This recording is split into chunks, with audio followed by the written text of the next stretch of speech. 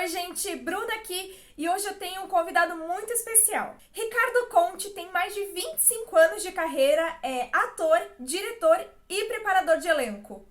Em seu portfólio tem trabalhos de sucesso, como o filme Cro e o especial de Natal da Globo Juntos a Magia Acontece. Então acompanha nosso papo.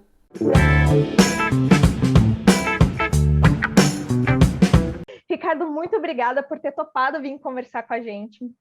Eu sei que você tem uma experiência incrível, ou seja, tem 25 anos de carreira de professor de teatro, como ator, diretor de elenco, produtor de elenco, teatro, TV, cinema, é muita coisa. Você pode contar um pouquinho mais para a gente da sua carreira?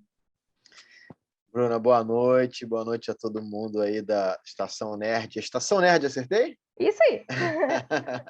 Prazer estar aqui com vocês, muito obrigado por esse espaço.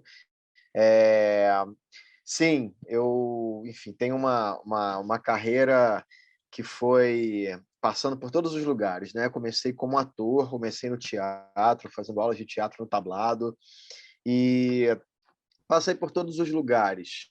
Não que, não que eu tenha escolhido esse percurso, viu, Bruna? Na verdade, como bom brasileiro e ralador da cultura, né, a gente vai se reinventando. Essa palavra ficou tão na moda aí com a pandemia. Está sempre presente na carreira de qualquer artista nesse país. A gente está sempre se reinventando para pagar as nossas contas, para que a gente também se satisfaça. Eu sempre fui muito inquieto desde muito cedo. Então, mesmo como aluno no tablado, eu já escrevi as esquetes das peças de final de ano. Logo depois eu já virei professor assistente do meu professor no tablado, montei um grupo de teatro. Depois montei um curso com o Leandro Hassum, que era um grande parceiro meu dessa época de teatro, de tablado e de grupo de teatro, que era lá no Norte Shopping, no Teatro Miguel Falabella. Logo que ele foi inaugurado, a gente montou um primeiro curso nosso. É... E sempre por uma necessidade, sabe? De sobrevivência, de ter a nossa grana, de encontrar a nossa tribo, o nosso espaço. Então, sempre fiquei pipocando, por assim dizer, em todas as áreas dentro da área artística, do teatro e o próprio tablado, né? A nossa escola já traz isso, assim, sabe? O tablado é um curso livre. O mais incrível de toda essa tradição e fama do tablado é isso.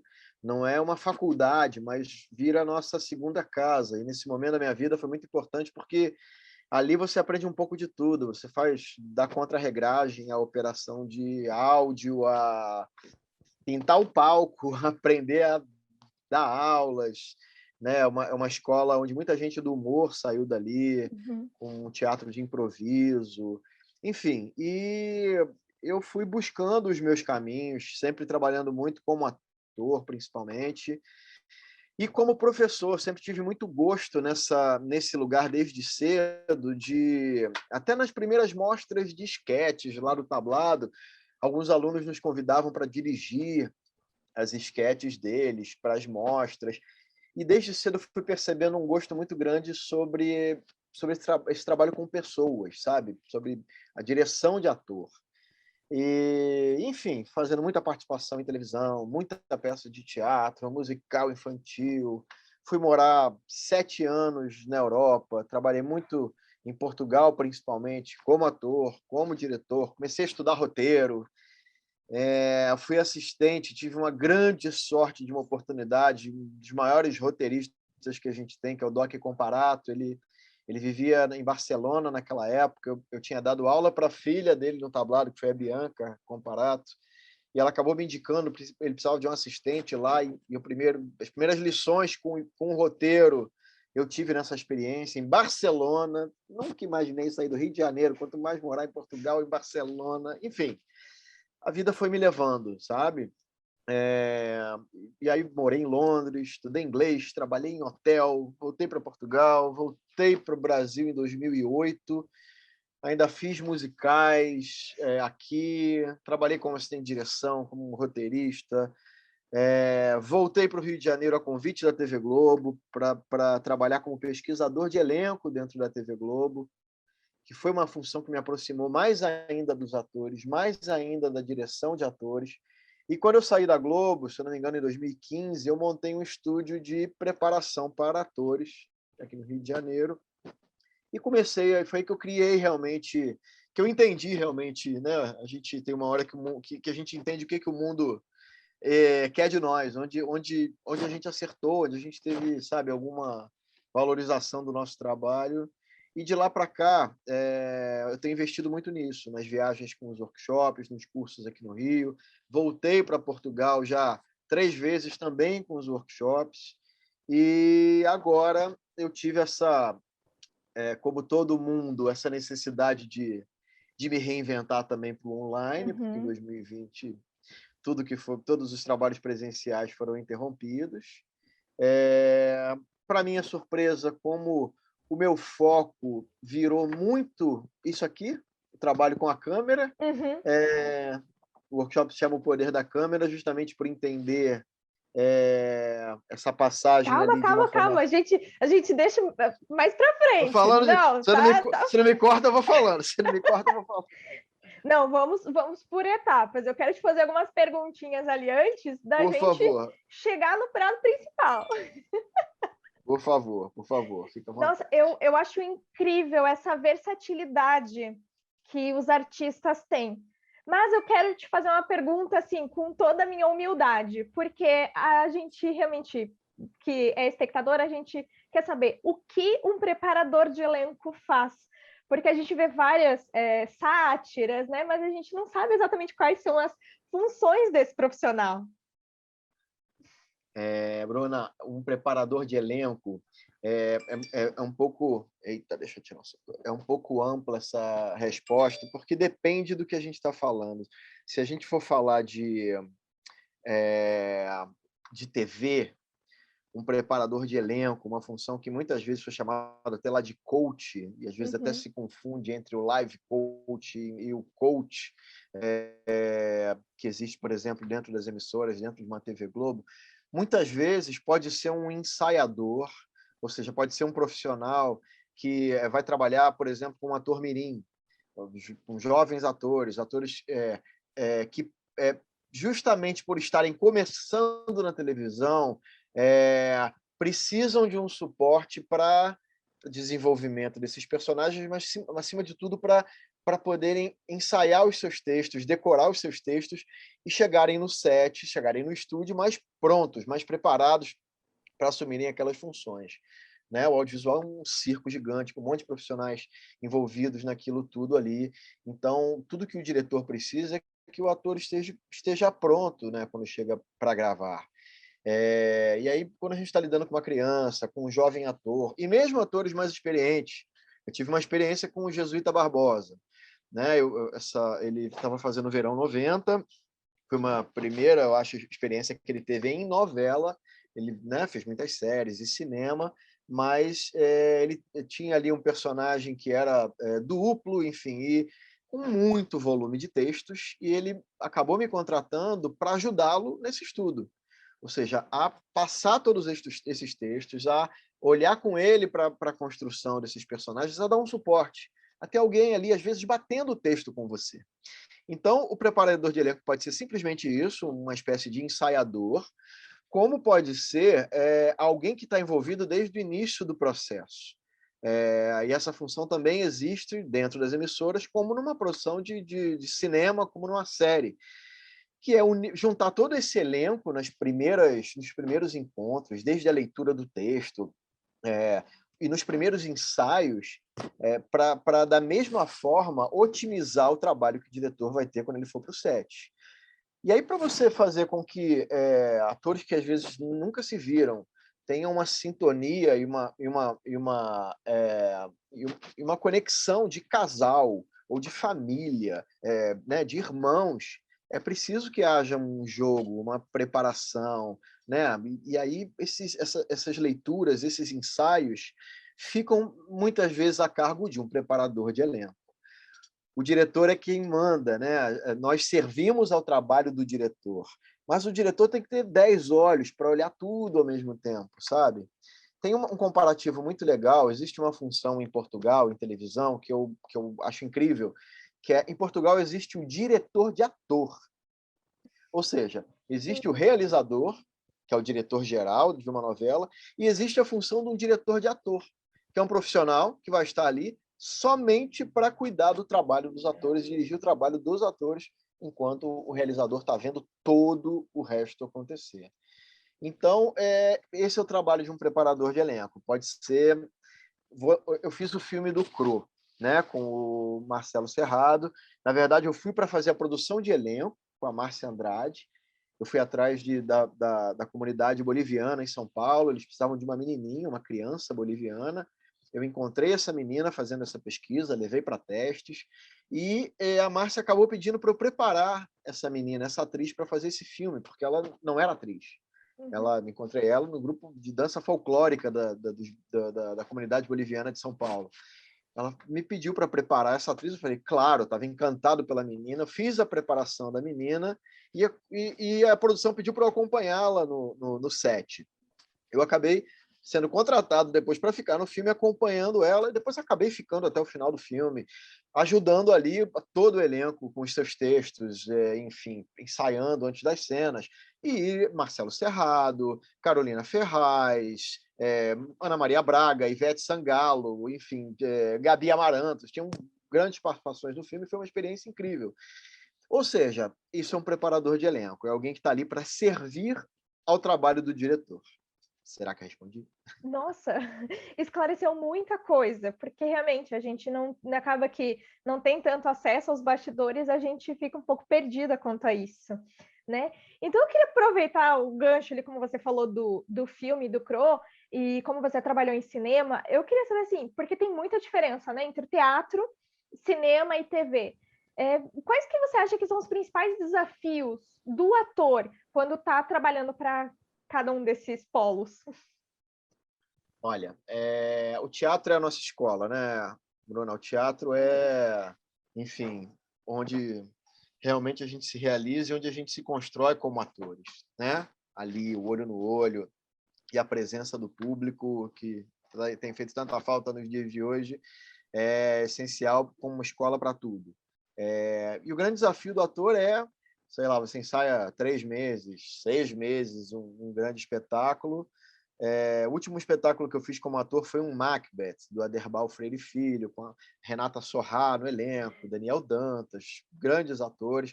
Nós ensaiamos durante meses e para fazer apresentações, sei lá, de quinta a domingo, de sexta a domingo, ou seja, e aí depois você fica um tempo em temporada para representar a mesma história todas as noites.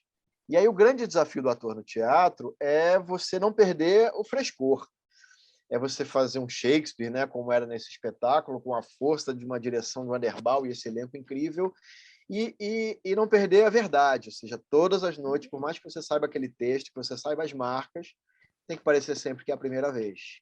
E nunca é igual, é sempre diferente, né? Porque o público é outro, então o desafio é sempre esse, e é incrível fazer isso.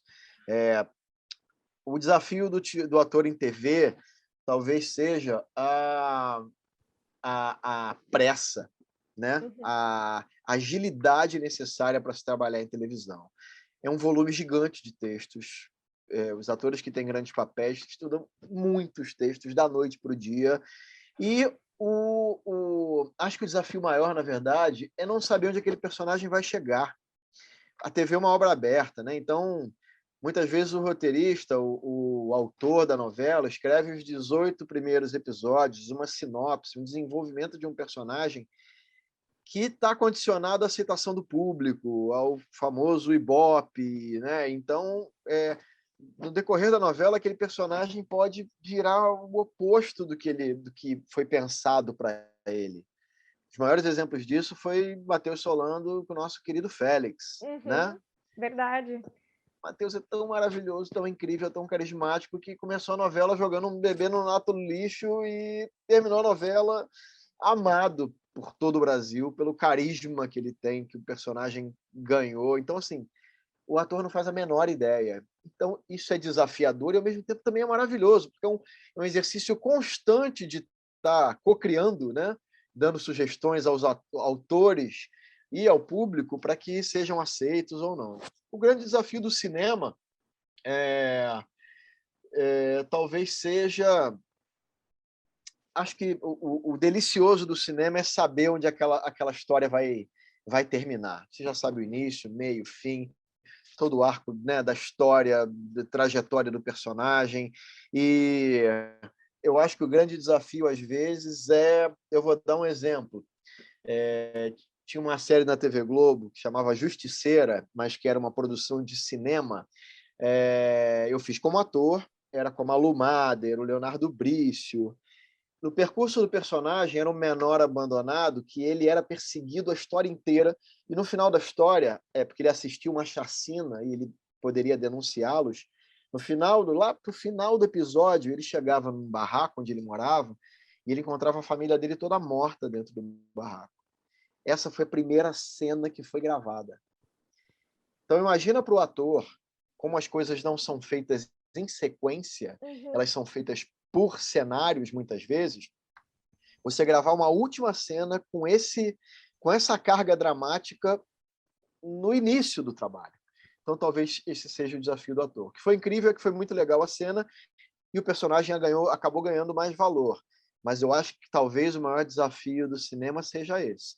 Você conhece a história toda, mas nem sempre você vai fazer isso cronologicamente. Dois exemplos, né, que eu lembrei aqui para a galera que nos acompanha.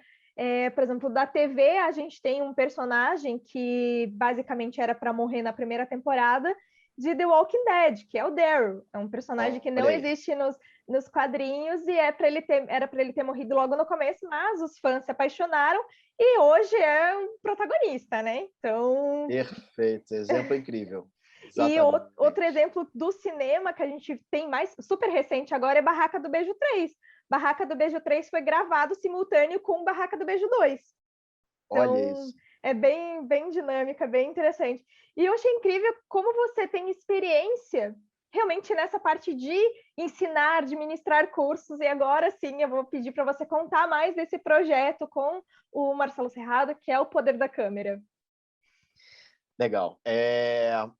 Como eu disse, Bruna, a vida foi me levando e eu acabei, né, encontrando esse lugar de prazer na realização do trabalho, que é de formação de pessoas, né? É, Como eu disse, lá em Portugal, esse nome que eu acho incrível, que é de diretor de atores, acaba sendo a função do preparador de elenco, do preparador de atores. Isso acabou se convertendo num workshop que eu tenho levado para o Brasil durante algum tempo e para Portugal também, e que no ano passado, com a pandemia, virou um workshop online. E foi muito interessante, porque com todos os prejuízos que nós tivemos, os benefícios foram que eu tinha na minha sala de aula atores de Portugal, eu tinha 2 alunos da Irlanda, eu tinha aqui alunos de Curitiba, Brasília, Rio Grande do Sul, Minas Gerais, São Paulo, Rio de Janeiro, numa mesma sala de aula aqui nesse espaço como nós estamos virtualmente. Isso, o que seria impensável, né? Juntar todas aquelas pessoas, essa riqueza de culturas, Era atores isso que eu ia portugueses. perguntar, porque são culturas completamente diferentes, mesmo dentro do país, mas são estados completamente diferentes. Que delícia que não deve ter sido essa troca. Foi sensacional. Sotaques diferentes, experiências diferentes. Então, foi sensacional essa experiência. Apesar de toda a falta do presencial, teve essa surpresa, né?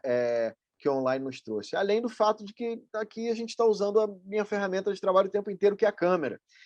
E aí o poder da câmera se mostrou, né, grandioso mesmo através do virtual, através da internet, das plataformas que existem hoje em dia.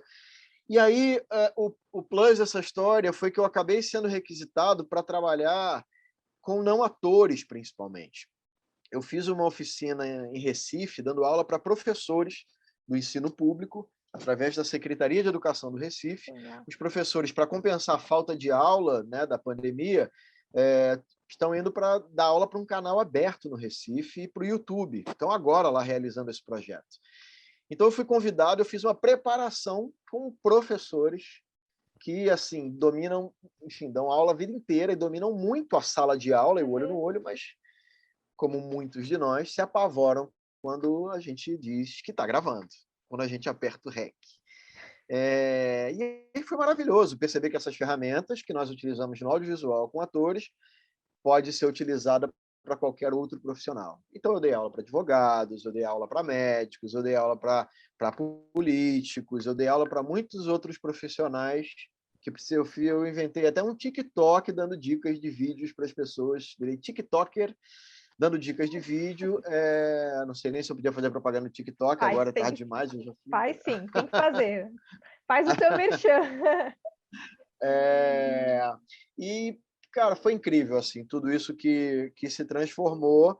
E no desenrolar disso, o Marcelo Serrado assumiu a direção artística da Cidade das Artes. Eu levei o projeto a ele, eles adoraram. E nós estávamos esperando o momento para que realmente isso fosse possível, novamente numa turma presencial. E isso vai acontecer agora, a partir de 2 de setembro, as primeiras turmas presenciais, depois de tudo isso que a gente está vivendo, com todos os cuidados, e mesmo no Recife, todos de máscaras o tempo inteiro, com todos os cuidados, com um número limitado de pessoas. Eram 40 e poucos professores, dividimos em 2 turmas, em horários diferentes, para não aglomerar tantas pessoas dentro de uma sala de aula, enfim. E vai ser da mesma forma ali. O bacana também dessa história é que, por ser um espaço público, nós criamos também, eu estou chamando de Polo Cine, o poder da câmera, né? Que é um espaço de diálogo sobre o audiovisual, ou seja, uma vez por mês eu dou uma aula gratuita para a comunidade, e aí eu estou fazendo virtualmente também estou fazendo através do Zoom. Nós tivemos a primeira aula, o Marcelo deu as boas-vindas, participou no início, eu tive alunos presenciais e tive alunos online participando, e esses encontros vão continuar acontecendo de setembro a dezembro. O próximo será no dia 18 de setembro, e no dia 18 de setembro a gente vai ter a presença do diretor Halder Gomes, que é diretor do Cine Hollywood. Olha, que chique, presença de peso. O Halder é um parceirão. Eu fiz um filme com o Halder no Ceará, como ator, que foi uma coprodução Brasil-Estados Unidos, um filme de ficção científica chamado Área Q, que foi uma experiência incrível. Então, eu já conheço o Halder lá de trás, como grande produtor, grande cineasta do Ceará, e muita gente bacana que tem por lá. Então, convidei, ele vai comparecer virtualmente, eu acredito. Além também do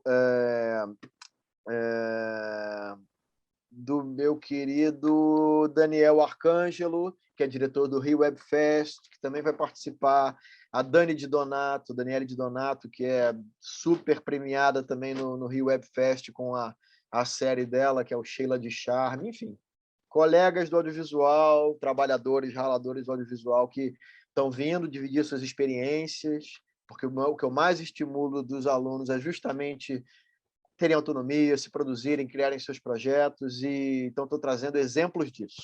Quando eu conheci o Halder, ele me mostrou.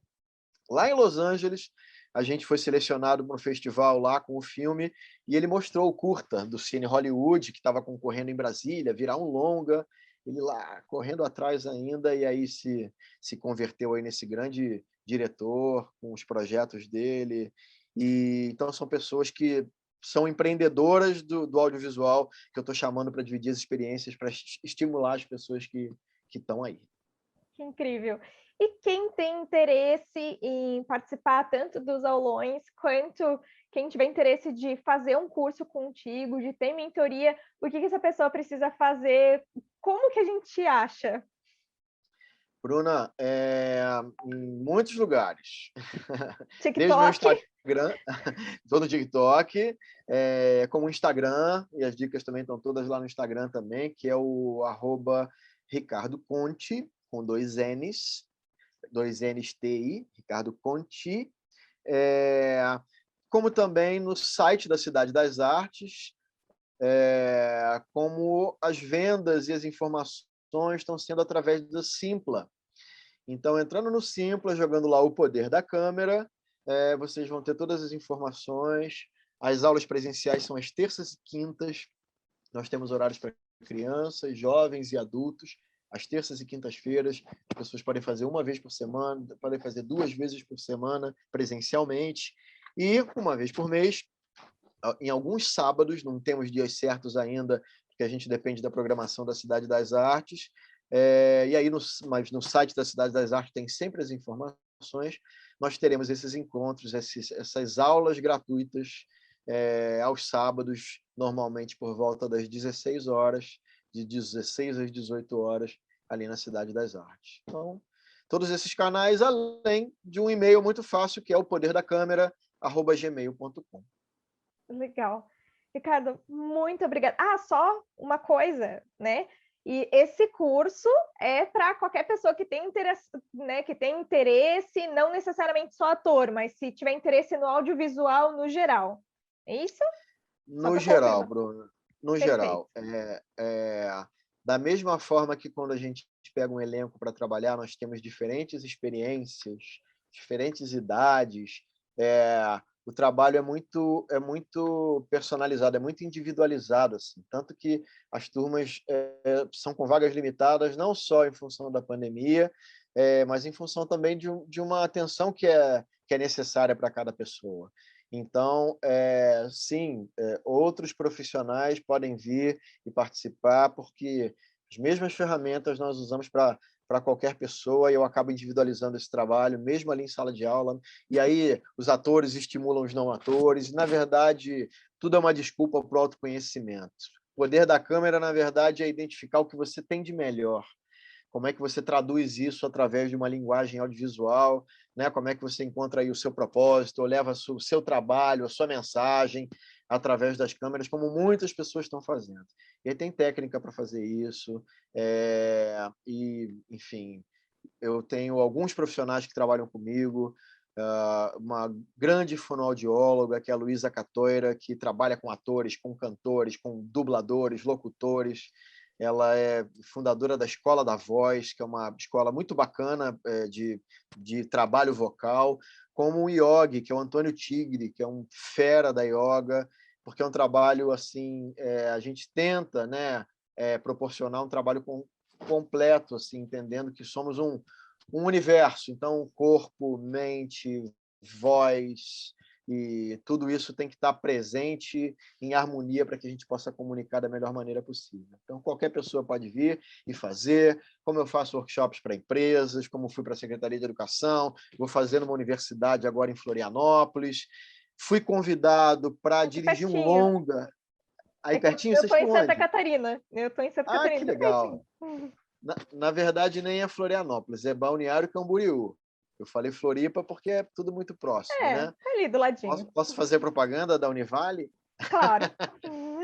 Então, tudo indica que eu vou pela Univale fazer um workshop também para a área de comunicação e artes, para os estudantes aí de jornalismo, de marketing, publicidade, cinema, e estou super feliz com essa oportunidade também que surgiu. Então, é amplo, porque todo mundo está precisando se comunicar através do vídeo, entender, né, como traduzir isso através das câmeras. Contem comigo para o que for preciso. Muito obrigado pela oportunidade, esse espaço que você me deu, tá, Bruna? E quando eu for aí na Univale, vamos se falar. Quem sabe Bom, você não vai lá também mostrar um pouquinho do trabalho. muito, muito obrigada de coração por ter vindo aqui. E sempre que tiver projetos novos, eu te convido, a casa está aberta para você, que o papo é muito legal e a gente gosta mesmo desse tipo de conteúdo mais técnico, aprendi muito aqui com você hoje, então muito obrigada por ter vindo trocar essa ideia, esclarecer as coisas para a gente. Tá bom. Só acrescentar uma coisa, Bruna, para como você, pessoas que sejam de outras regiões, também pode me contactar. Eu, no momento, dei uma pausa nas turmas online, porque nós estamos focados em divulgar o presencial aqui no Rio, mas as turmas online vão continuar. Eu continuarei com turmas adultas, com turmas para crianças.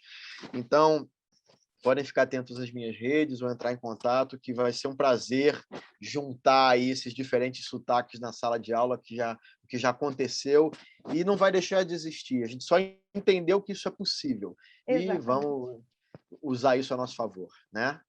É Muito isso. obrigado, Bruna. Foi um prazer. Eu que agradeço. Tá?